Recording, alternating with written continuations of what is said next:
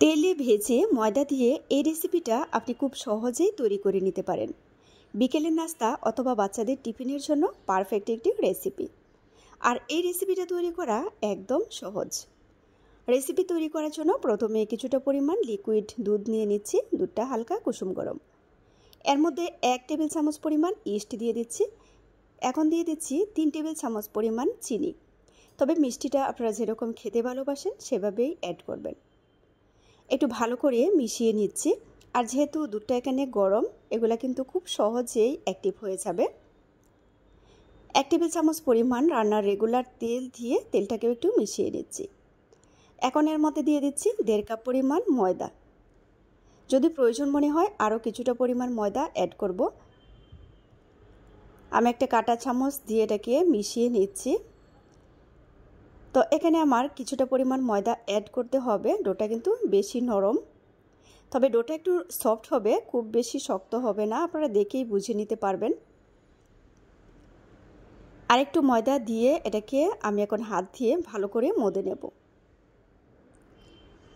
একটু সময় নিয়ে এটাকে ভালো করে মধে নিতে হবে। একদম সফট একটা আমি ডো রেডি করে নেব।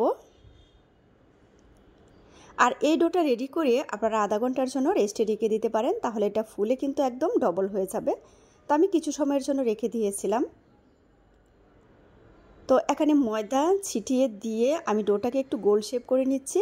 এখন এটাকে একটু চ্যাপ্টা করে দেব, মানে রুটির মতো করে হালকা একটু বেলে নেব, তবে এটা কিন্তু মোটা থাকবে। আমি কিভাবে কাজটা করে নিচ্ছি আপনারা দেখে বুঝে যাবেন আমি কি শেপে কেটে নেব। তো প্রথমে আমি একটু রাউন্ড করে নিচ্ছি। এখন একটা ছুরি দিয়ে এটাকে 8 অংশে ভাগ করে নেব। একদম সমানভাবে এভাবে ভাগ করে নিতে হবে, যেন এবড়ো তেবড়ো না হয়। এদিকে তেল গরম করে আমি এগুলাকে এক এক করে তেলের মধ্যে ছেড়ে দিচ্ছি। চুলার তাপটা কম করে রেখে একটু সময় নিয়ে আমি এগুলাকে ভেজে নেব। আর আস্তে আস্তে দেখবেন এটা কিন্তু একদম ফুলকো হয়ে যাবে। সহজ রেসিপি ভালো লাগলে পেজ ফলো করে সবাই পাশে থেকে সাপোর্ট করবেন। আর এটা কিন্তু তৈরি করা একদমই সহজ, আপনারা অবশ্যই বাসায় ট্রাই করতে পারেন। আর এটা খেতেও কিন্তু দারুণ মজার হয়েছিল। সুন্দর একটা কালার করে আমি ভেজে নিচ্ছি। আর একটা পিসটা যখন এরকম লালচে একটা কালার হয়ে যাবে এগুলাকে উল্টে দিতে হবে। আর দেখতেই পাচ্ছেন এটা কিন্তু খুব সুন্দর একটা কালার হয়েছে আর অনেকটা ফুলকো হয়েছে। যারা চ্যানেল থেকে দেখছেন আমার চ্যানেলটি সাবস্ক্রাইব করে পাশে থেকে সাপোর্ট করবেন। তো আমি সবকটা নাস্তা এখন নামিয়ে নিচ্ছি তেল থেকে।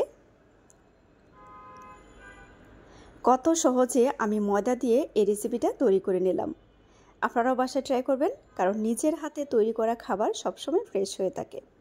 তো ভিউয়ার্স, সবাইকে অসংখ্য ধন্যবাদ রেসিপি দেখার জন্য। আজ বিদায় নিচ্ছি। আল্লাহ হাফিজ।